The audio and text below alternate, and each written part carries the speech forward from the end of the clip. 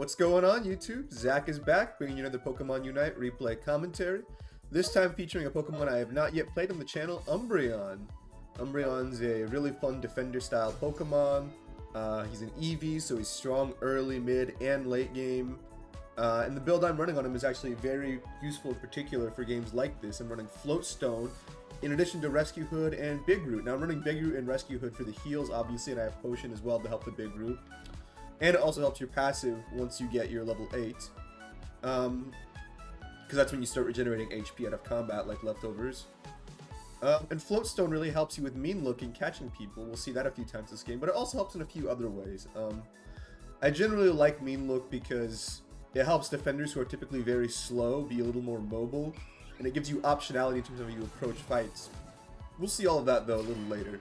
For now, we have the laning phase to get through, and I'm just going to say in advance, this is a pretty crazy or wacky laning stage in that our Dodrio is sort of playing his own game, and it makes it difficult for us. That's going to result in a few unfortunate knockouts on me, but, you know, it's how it goes sometimes. I feel like support defender, you're often the sack in lanes that are weird because your lane partners want to do weird things. We are up against only one person, though, so theoretically, if we play together, we should have a good lane. Do manage to snipe that last hit there very nicely.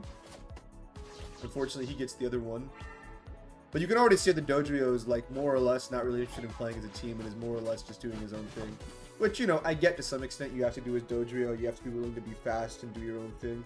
But on the other hand, when there's contested farm, when there's levels to be had, I would always recommend playing as a team, getting those levels, making sure you are useful together. Here we're going to get some XP off of scoring to get our 12, to get our, our 4.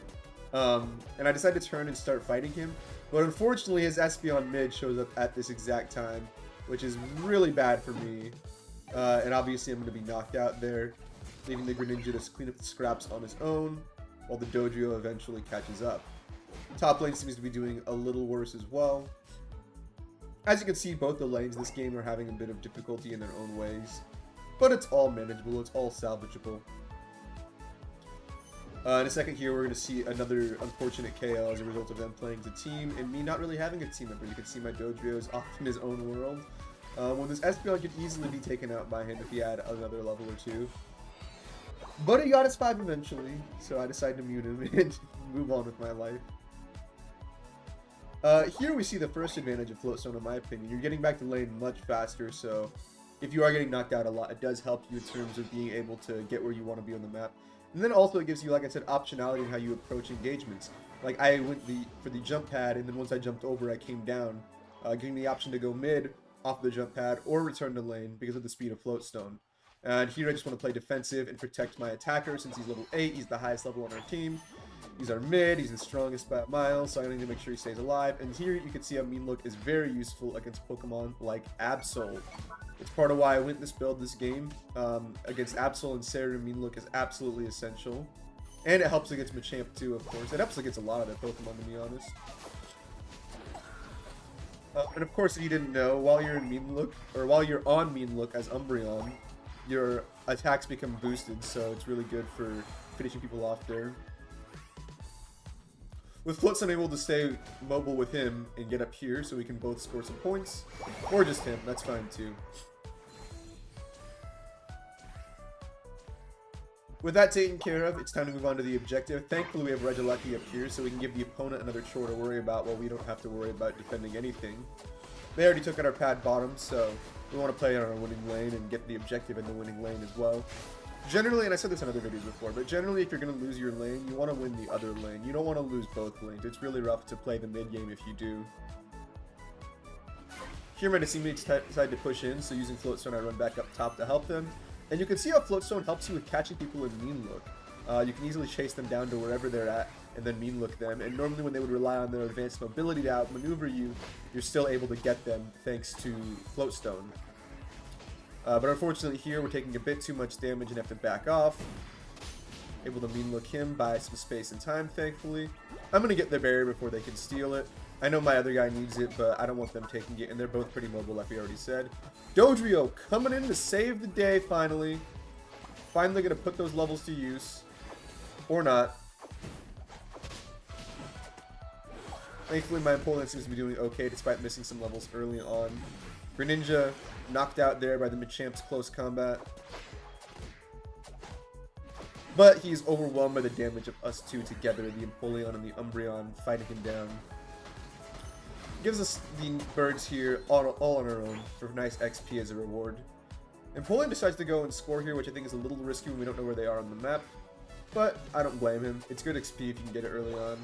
Apps was coming to score on our side. I assume he's stacking at this point. So my goal is to, first of all, dodge that weird out ult that he used. But second of all, keep him sort of incapacitated as much as I can while I wait for teammates or someone else to come and help me. Unfortunately, no help comes in time, which means they're going to knock out our pad. Puts them ahead at the 5-minute mark, but that's okay. This match is still winnable. Any match where you've won one of your lanes, I think, is winnable, even if you lose it a little later, like what happened to us. Just a matter of playing together. Here I use my first ult to both steal their shields and stun them. Unfortunately, it does not work out. You can see that the team fights are not going well for us right now. We have a little bit of disunity in our ranks. The Greninja is doing good work, but it's hard for him to fight on his own. He's eventually overwhelmed and taken down. Not ideal. With most of them top, my guess is they're going to go top next, if anything. So I want to be able to stop them there. Plus we have the Lucky there, which we don't want to have to deal with. I would say that in the early and mid game, Regieleki is the stronger objective to get. But in the late game, when you're going for Groudon, the stats of the buff from the other Pokemon is generally better. So Regice, Registeel, Regirock, at that point would be preferred in my opinion.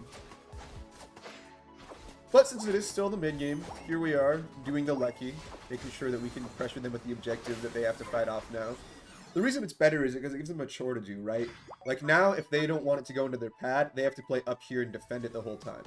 Which gives us freedom to go down here and get this, score points, do whatever we want when they have at least 1 or 2 Pokemon stuck up here the whole time. We can see they're very split on the map. They have Absol up here, they have people defending, they have Seru down here. And this is sort of what Regieleki can force your opposing team into sometimes. They're not really able to defend because, hey, they have so many things to worry about, you know?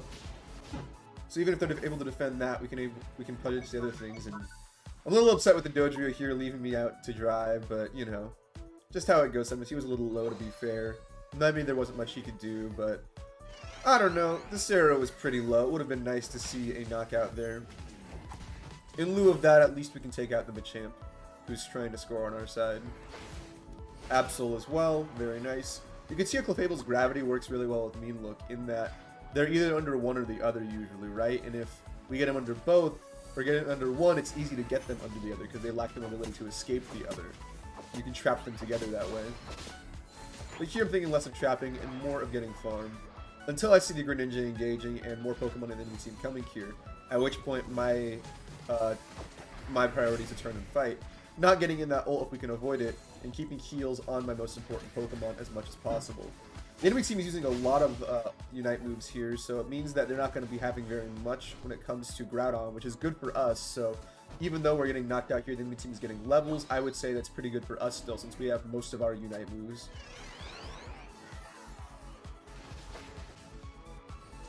I don't want my Empoleon to go down here, but unfortunately he does, leaving us outnumbered at the start of the fight. We have 2 people that won't be there right away, so we're going to have to really be looking to see if they're ripping.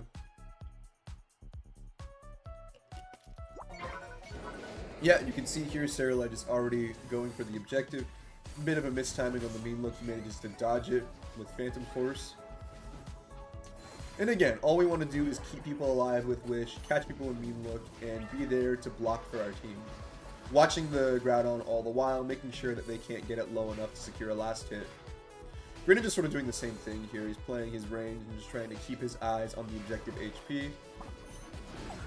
But as the team fight goes on and the enemy team is more stratified and more spread out, we're able to isolate them, pick them off, and easily work through their ranks. You can see Dodrio and Greninja did it a lot, especially that last team fight. And yeah, now that we have the objective, it looks like a pretty easy dub for us.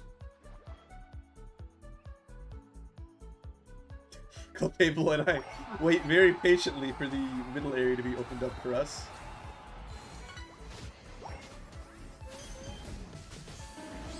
Ooh, you can see a nice counter there to the Sarah line. That's another reason why I like Mean Look against him. If you Mean Look him at the start of his ult, then he actually gets no ult pretty much. Like, he'll use it still, but it'll be stuck in that Mean Look box and deal no damage outside of it. It's really annoying. Since we do have the lead here, my goal is just to run back across the map and defend. I don't want them to be able to kill anybody and get any more buffs than they already have. But of course, the enemy team is so spread out now, I don't really think that's a concern realistically. Absol's going to score some top, but that's not really going to be enough for them to counter what we're scoring in their base. I do believe they realize that here and surrender in just a moment. Yeah, especially since I'm healing up enough with Potion that they're able to not knock me out.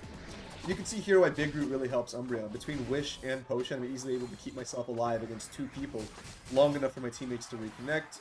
And the game is over, as I said. That game, you really saw a lot of Floatstone helping Umbreon out, get around very quickly, helps with Mean Look. And then the other 2 items, Rescue Hood and Big Root, obviously help with Wish and Potion, respectively. With that said, oh, you saw that damage I took? 104,000. That is a ton of damage to tank in a game like this. And we healed a decent amount too, like our Clefable did. Anyway, thank you all so much for watching. It was a really fun match, a really fun game, really fun Floatstone usage. Shows why Floatstone is one of my favorite items these days. I hope you all enjoyed. Let me know in the comments what you liked. Leave a like, subscribe for more stuff like this. And if you're watching this the day it goes live, I will be playing on Twitch tonight. So check the link in the description. Come on by, come watch. Anyway, that's it for today. Thank you all so much for watching. Peace.